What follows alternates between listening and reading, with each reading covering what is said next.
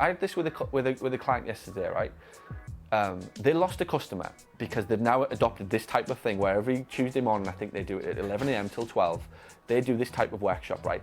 Now they lost a customer who told them, I can only come at 11 a.m. every Tuesday, right?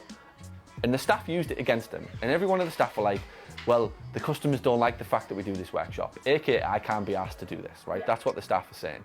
And then, so I said to him, oh, okay, so this customer can't come at 11 o'clock. How many things and how many choices do you think that this customer of yours, this patient, has to make in his life in a 7-day period or in a 5-day period where you're open between 8 and 6? How many?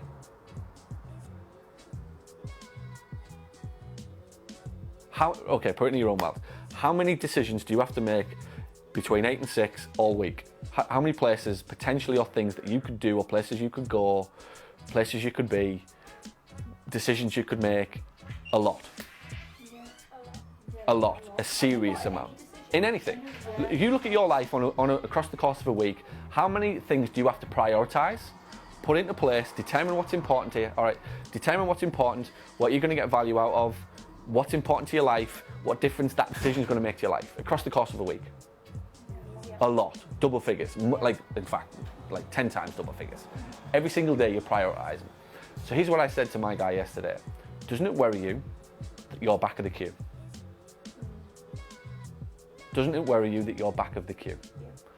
That this guy can only find one slot in a week based upon all the things he has to be and all of the places he has to go, that he can only come to see you at that moment in time. What does that say about what he does in terms of how he values what you're offering him?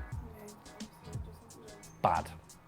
Is there, like, from that moment on, as I said to him, there is not a bigger and better example of why you need to do that training every week because of that.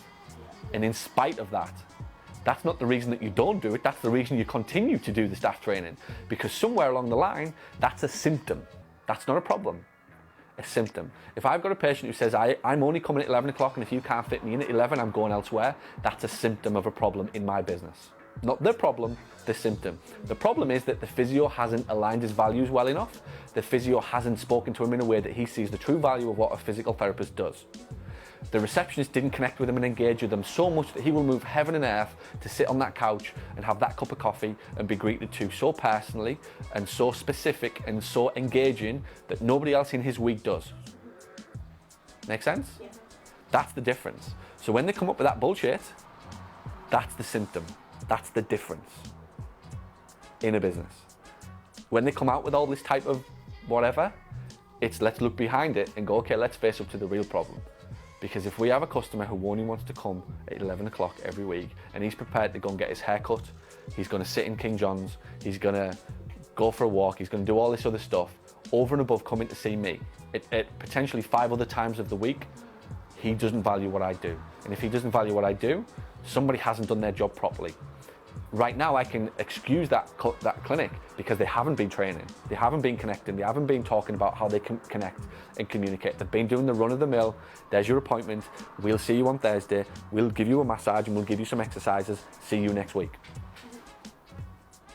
It wasn't from minute one with his external marketing, backed up by his reception team connecting and engaging on the phone. It wasn't backed up by a receptionist who's connecting and engaging in reception, making him so delighted and so happy and so feeling so special that he cannot wait. He's actually asking for more appointments in this place because he wants to feel so special.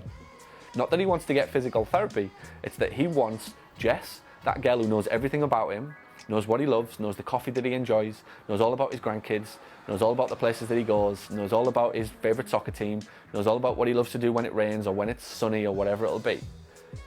Because no sod elsewhere in the world is doing that. And if you become the people who do that, guess what happens when you ask them to move their appointment?